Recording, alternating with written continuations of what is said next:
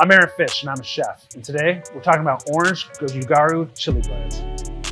What's in it? Well, a lot of things. Salt, chili flake, garlic, tomato, orange, tamari, cayenne, turmeric.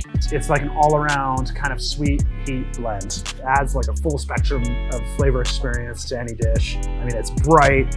It's got this amazing color, sense. The chili flakes are the core of the flavor, which is, also the core of complexity of Korean cooking. You got spicy, fruity, smoky, a little bit sweet. Things I like to use this on, I mean, you can do it on pork, fish. I can even make kimchi with this. Like, really think anything Pan-Asian inspired.